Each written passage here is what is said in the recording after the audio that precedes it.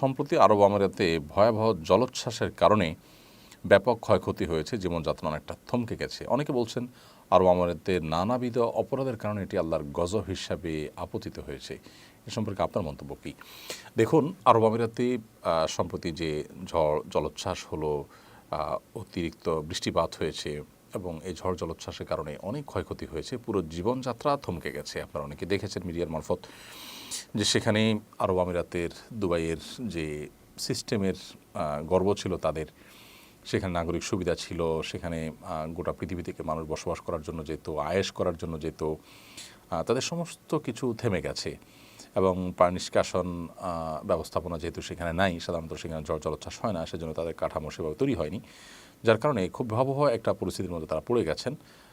এবং পানি নেই, আপনার গ্যাস বিদ্যুৎ নেই, এরকম একটা পরিস্থিতিতে তারা পড়েছেন যেটা ইতিপূর্বে তারা পড়েননি কখনো। তো এটি আল্লাহ তাআলার তরফ থেকে তাদের জন্য অ্যালার্ম হতে পারে, সেটা একেবারেই স্বাভাবিক হতেই পারে। সাধারণত কোনো বিপদ আপদ হলে একজন ইমানদার, একজন মুসলিম, সেটিকে আল্লাহর পক্ষ থেকে তার কোনো পাপের জন্য অ্যালার্ম, সতর্কবার্তা হিসাবে তিনি নেবেন, তিনি সেজন্য সতর্ক হবেন। কোরআনে কারিমে আল্লাহ তাআলা এমনটি বলেছেনও, যহরাল ফাসাদু ফিল বাররি ওয়াল বাহরি বিমা কাসাবাত আইদিন নাস লিয়ুযিকাহুম বা'দাল্লাযী আমিলু লাআল্লাহুম ইয়ারজিউন। স্থলে জলে যে সমস্ত ব্যত্যয়, ফাসাদ, সমস্যা তৈরি হয়, এগুলো মানুষের হাতের কামাইয়ের কারণে হয়ে থাকে, যাতে করে মানুষ ফিরে আসতে পারে, সংশোধন হতে পারে, সে সুযোগ আল্লাহ তাআলা তাদেরকে দেন, অ্যালার্ম দিয়ে থাকেন। তো এটি সতর্কবার্তা হতে পারে তাদের জন্য।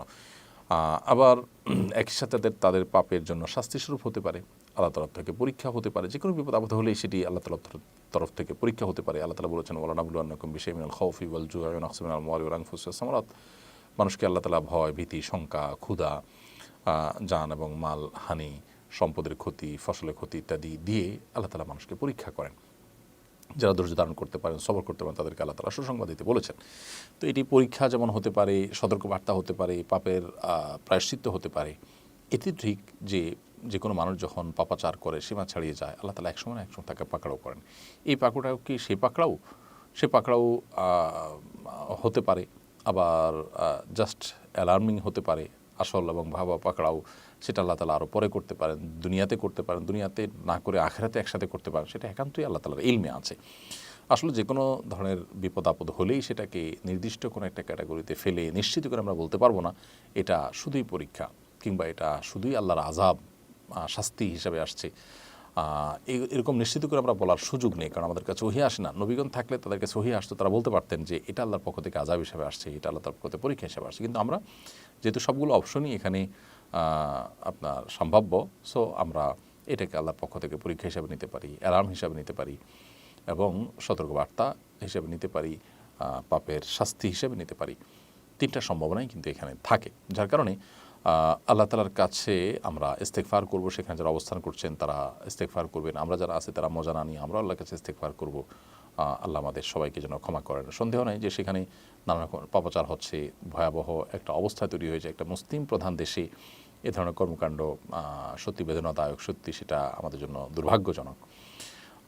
পৃথিবীর সবচেয়ে বেশি অপরাধীদের অভয়ারণ্য বা অপরাধ কর্মের সবচেয়ে নিরাপদ জায়গাগুলোর একটি মনে করা হয় সেটি আমাদের জন্য লজ্জার এবং দুশ্চিন্তার।